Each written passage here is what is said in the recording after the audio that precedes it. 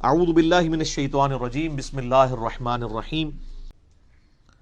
تو آپ سے پہلے یعنی تورات اور انجیل اور باقی صاحب یعنی اولڈ ٹیسٹمنٹ، نیو ٹیسٹمنٹ، اس میں بھی ایمان لاتے ہیں، اور آپ پہ جو نازل ہوا۔ ظاہر ہے کہ جوز اور کرسچنز کو چونکہ یہ پتہ تھا کہ اللہ کی کتاب ہے، پروفیسیز موجود تھیں۔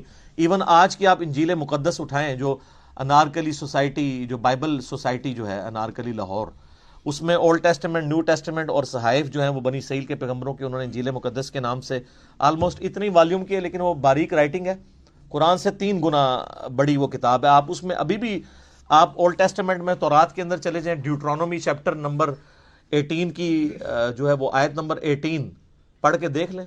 اے موسیٰ علیہ السلام، میں تیرے ان کے یعنی امتیوں کے بھائیوں میں سے تیری مانند ایک رسول اٹھاؤں گا، تو وہ یعنی بنو اسرائیل میں سے نہیں بلکہ بنو اسماعیل میں سے۔ میں قرآن کے تعارف میں اس کے اوپر چونکہ بول چکا ہوں، آپ دیکھیں۔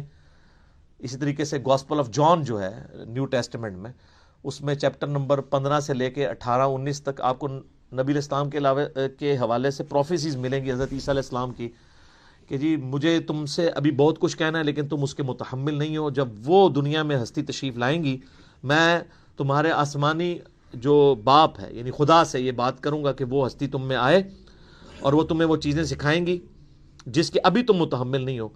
وہ اللہ تعالیٰ ان کے منہ میں اپنا کلام ڈالے گا، وہ اپنی خواہش نفس سے کچھ نہیں کہیں گی، وہ وہی کہیں گی جو اللہ ان کو وہی کرے گا۔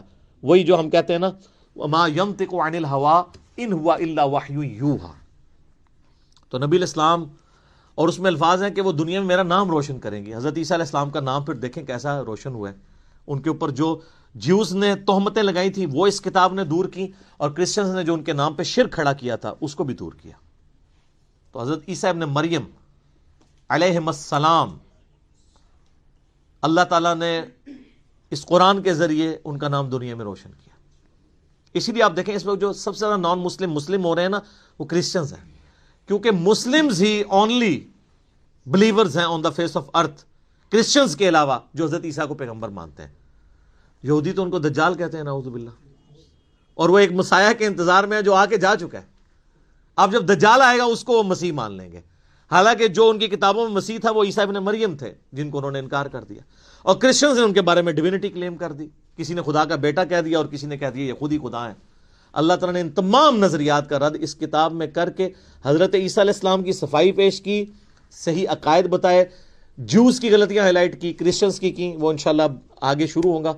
اب آگے جو ہے وہ انسانیت میں جو 3 گروہ ہیں ان کا ذکر آئے گا، کہ یہ تو ایمان والے جو گروہ ہیں ان کے بارے میں، بلکہ ایک آیت اس کے ساتھ آپ اگر جوڑ ہی لیں تاکہ یہ مضمون مکمل ہو جائے۔ اگلی آیت جو ہے نا، اولئک علی ھدی من ربہم واولئک ھم المفلحون، ایسے ہی لوگ اپنے رب کی طرف سے ہدایت پہ ہیں اور ایسے ہی لوگ کامیاب ہونے والے ہیں۔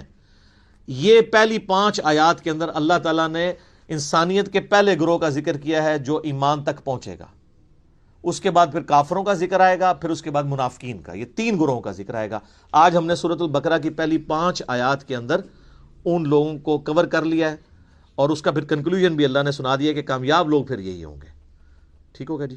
سبحانک اللہم وبحمدک، اشہد ان لا الہ الا انت، استغفرک واتوب الیک۔ اللہم صلی علی محمد وعلی آل محمد کما صلیت علی ابراہیم وعلی آل ابراہیم انک حمید مجید۔ اللہم بارک علی محمد وعلی آل محمد کما بارکت علی ابراہیم وعلی آل ابراہیم انک حمید مجید۔ اللہ تعالیٰ سے دعا ہے جو حق بات میں نے کہی اللہ تعالیٰ ہمارے دلوں میں راسخ فرمائے، اگر جذبات میں میرے منہ سے کوئی غلط بات نکل گئی اللہ تعالیٰ ہمیں معاف بھی کر دے، ہمارے دلوں سے محو کر دے، ہمیں کتاب و سنت کی تعلیمات پر عمل کر کے دوسرے بھائیوں تک پہنچانے کی توفیق عطا فرمائے۔